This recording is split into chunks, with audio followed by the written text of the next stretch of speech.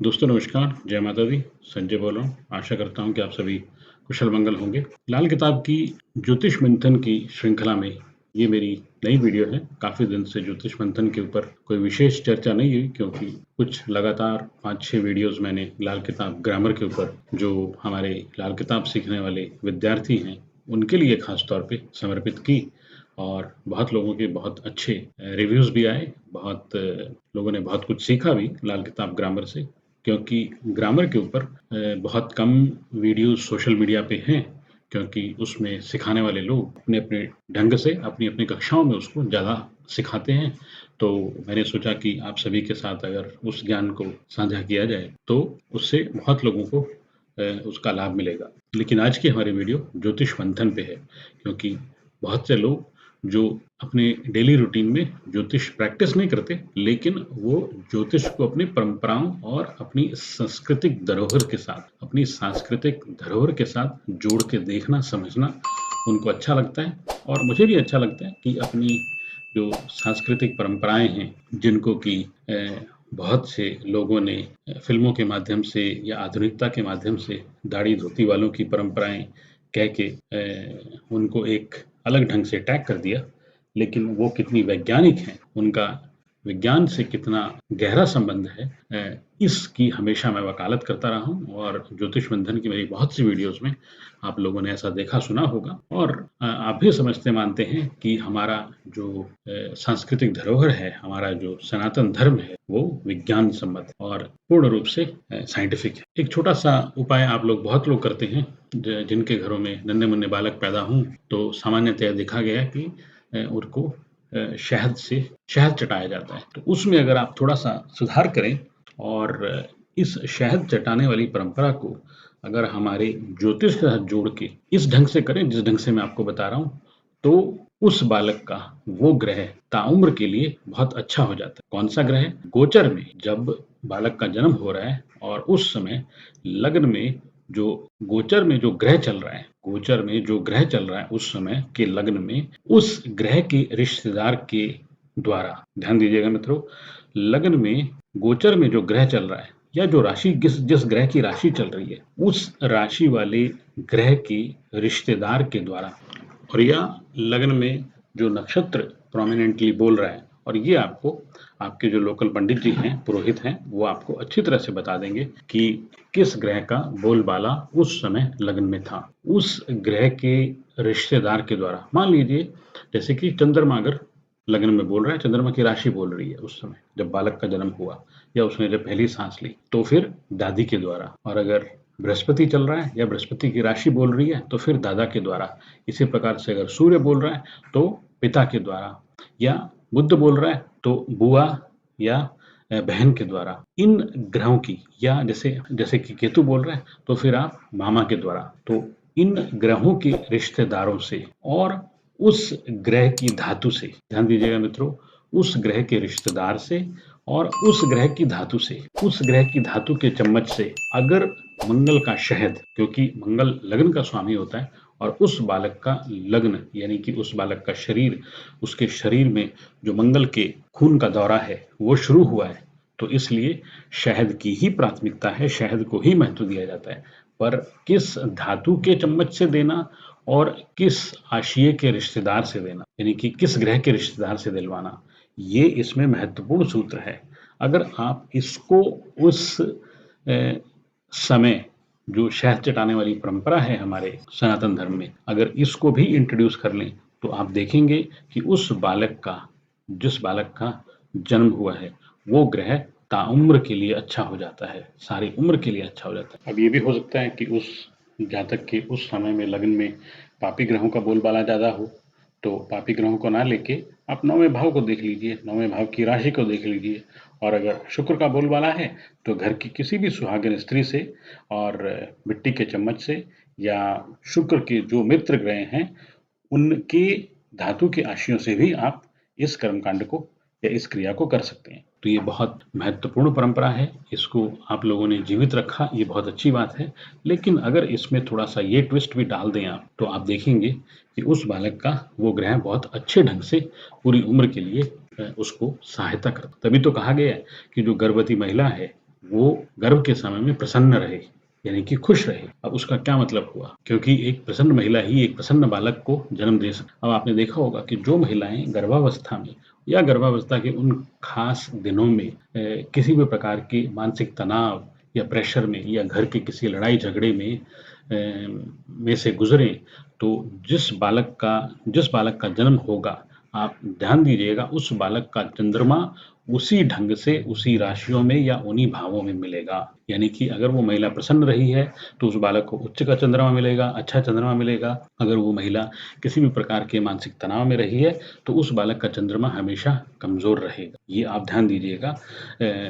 अपने रिश्तेदारों में या अपने मित्रों में जिन बालकों के आज तक जन्म हुए हैं और माता की मनःस्थिति किस प्रकार की रही, उस बालक के टेवे में आपको चंद्रमा उसी प्रकार का मिलता है। बहुत से मेरे मित्रों ने जो मेरी वीडियोस हैं उनकी चैट में हमेशा कहते हैं कि कुछ इस तरह के उपाय बताए जाएं, कुछ इस तरह के उपायों पे भी चर्चा हो कि जो एक जेनेरिक तरह के उपाय हों, यानी कि जिसको हर कोई कर सके। अब आप लोगों ने परंपराएं सुनी होंगी कि कार्तिक स्नान की, और आने वाले समय में 2-3 महीने में कार्तिक का महीना आने वाला है।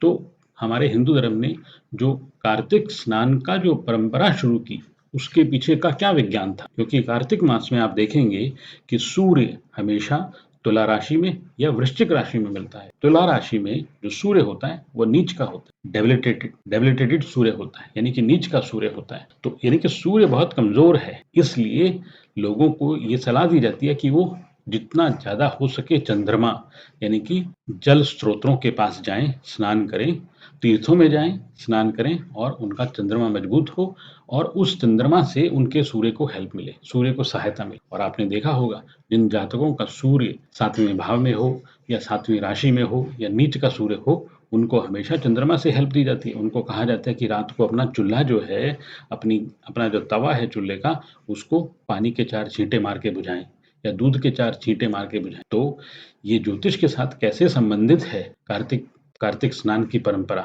इसका यहाँ पे ये जीता जागता उदाहरण है। बहुत से घरों में मैंने ये परंपराएं देखी हैं कि लोग शनिवार को हमेशा सरसों के तेल में कुछ सामान बना के, कुछ मीठा बना के और उसको कौवे और कुत्तों को खिलाते हैं। अब आजकल ये उपाय के रूप में दिया जाने लगा, लेकिन पहले ये हमारे लाइफस्टाइल का या हमारी जीवनचर्या का हिस्सा हुआ करता था कि लोग शाम को सरसों के तेल में कुछ मीठा गुलगुले वगैरह बना के और कौवे और कुत्तों को खिलाया करते थे। तो इससे आपका जो शनि और केतु प्लैनेट हैं, ये ग्रह हैं, ये हमेशा के लिए अच्छे रहते हैं। तो इनमें किसी भी प्रकार का आपको दुष्प्रभाव इन ग्रहों का नहीं झेलना पड़ता अगर आप इस तरह की बातों को अपने जीवन में उतारते हैं। और बहुत लोगों को आपने देखा होगा काले चने का प्रसाद, यानी कि चटपटे अच्छे से भुने हुए खुश्क सूखे काले चने लोग शनिवार को बनाते हैं और उनको मंदिरों में, कहीं तीर्थ स्थान में जाके या अपनी दुकान, अपने बिजनेस के बाहर उसका पंडाल लगा के और सभी लोगों में, गरीबों में, मजदूरों में, साथियों में, सब में वितरित करते हैं। इससे आपका जो शनि ग्रह है वो हमेशा के लिए अच्छा हो जाता है। और शनि आपको पता है कि कर्म का कारक है, तो आपके काम कारोबार, आपके व्यवसाय, आपके व्यापार में हमेशा के लिए आपको वो सहायता करता है, हेल्प करता है। तो आजकल ये चीजें उपायों के रूप में दी जाने लगी या देनी पड़ती है, क्योंकि लोगों ने परंपराएं भूल गए हैं, लोग परंपराएं छोड़ चुके हैं। एक छोटी सी परंपरा आपने देखी होगी अमावस्या और पूर्णिमा के दिन, और मैं हमेशा कहता हूँ कि पूर्णिमा की रात को आप खीर बना के और चंद्रमा की चांदनी में उस खीर को रखें और सुबह अपने ठाकुर जी का भोग लगा के उस खीर को अगर प्रसाद के रूप में आप ग्रहण करते हो, अगर 10-12 पूर्णमासी आप ये कर लेते हो मित्रों, तो आप ये मान के चलिए कि हमेशा के लिए आपका चंद्र ग्रहण बहुत अच्छा हो जाता है, यानी कि मून प्लैनेट आपका हमेशा के लिए बहुत अच्छा हो जाता है। और ये बहुत जरूरी है, इसको पहले किया जाता था लेकिन आजकल ये उपाय के रूप में बताना पड़ता है, क्योंकि लोग करते नहीं। अमावस को खीर बनाना, अब अमावस को खीर बनाने की परंपराएं, ये अपने पितरों के नाम पे भोजन देने की परंपराएं शुरू की गई, क्योंकि अमावस मतलब नो मून डे, यानी कि उस दिन चंद्रमा नहीं होता। चंद्रमा की एनर्जी ब्रह्मांड में सबसे कम होती, तो चंद्रमा की एनर्जी को आपके पास लाके, खीर के माध्यम से आपके पास लाके या तीर्थ स्थानों में जाके, सोमती अमावस्या आ रही है अब सोमवार को 2-3 दिन के बाद, तो क्यों लोग तीर्थ स्थानों में जाते हैं? क्योंकि आपके जीवन में उस दिन चंद्रमा की एनर्जी बनी रहे, चंद्रमा की एनर्जी का सोर्स बना रहे, इसलिए तीर्थों में भेजा जाता है लोगों को, इसलिए घर में खीर बनाई जाती है। अपने पितरों के नाम पे, अपने पूर्वजों के नाम पे खीर का भंडारा किया जाता है, खीर का प्रसाद बनाया जाता है या ब्राह्मण को जमाया जाता है। यानी कि बृहस्पति को बुला के अपने घर में खीर जमाई जाती है, खीर से भोजन करवाया जाता है और उससे आपका जो चंद्र ग्रह है, बृहस्पति ग्रह है, ये हमेशा के लिए अच्छे रहते हैं। और जिस तरह से ग्रहों की और परंपराओं की हमारे जीवन में इम्पोर्टेंस महत्वता है, उसी तरह से रंगों की भी है। अब खाकी रंग मंगल को दिया गया और यही कारण है कि जो हमारी भारतीय सेना है, हमारी फौज है, जो थल सेना है, हमारी पुलिस विभाग है, उनके कपड़ों का रंग खाकी होता है, क्योंकि खाकी रंग मंगल नेक का रंग होता है। क्यों बनाएगी स्कूल, जो जितने विद्यालय हैं, स्कूल हैं, उनकी बिल्डिंग्स पीले रंग की क्यों बनाएगी? क्योंकि पीला रंग बृहस्पति से जुड़ा है। तो जिन लोगों ने ये निर्णय लिया होगा, ये डिसाइड किया होगा कि स्कूलों का रंग या स्कूल की बसों का रंग पीला होगा, वो बृहस्पति के लोग थे। तो उन्होंने उसी रंग में उन इमारतों का या उस स्थानों का रंग का चुनाव किया गया। अब ऐसा नहीं है कि उन लोगों को ज्योतिष आता था या वो लाल किताब आती थी उन लोगों को, लेकिन क्योंकि उनके जीवन में उन ग्रहों की महत्ता बहुत ज़्यादा थी, वो ग्रह बहुत डोमिनेटिंग थे और इसीलिए उनको वही रंग पसंद आता था। और यही कारण है कि आप देखते होंगे आजकल की आईटी टेक्नोलॉजी में जो जो करंट परिवेश में आप देखते हो, जितनी भी क्लाउड टेक्नोलॉजीज़ है, जितनी भी आईटी वर्ल्ड है, विंडोज़ है, माइक्रोसॉफ्ट विंडोज़ है, ये सब नीले रंग की है। वीएमवेयर है, नीले रंग की है। नई-नई टेक्नोलॉजीज़ जो आ रही हैं, कुबरनेटिस की, उन सब में वो नीला रंग पसंद करते हैं, क्योंकि नीला रंग राहु का रंग है। तो ऐसा नहीं है कि इन लोगों को कोई ग्रहों की पहचान है या इन लोगों को कोई लाल किताब आती है या ज्योतिष आता है, लेकिन क्योंकि इन ग्रहों की इन लोगों में इतनी प्रचुरता है, तो उनको रंग ही वो पसंद आएगा, उनको रंग ही वो अच्छा लगेगा। तो इसलिए मेरे प्यारों, ये दाढ़ी धोती वालों की परंपराएं समझने की भूल मत करें। ये पूर्णतः वैज्ञानिक है। जितना आप इन चीज़ों को अपने जीवन में उतारोगे, अपने रोज़मर्रा में, अपने लाइफ़स्टाइल में उतना ही आप लाइफ़स्टाइल डिज़ीज़ेज़ में जिनको आपके जीवन यापन के जो दोष हैं, उनसे आप दूर रहोगे, उतना ही आपका जीवन सुगम होता जाएगा।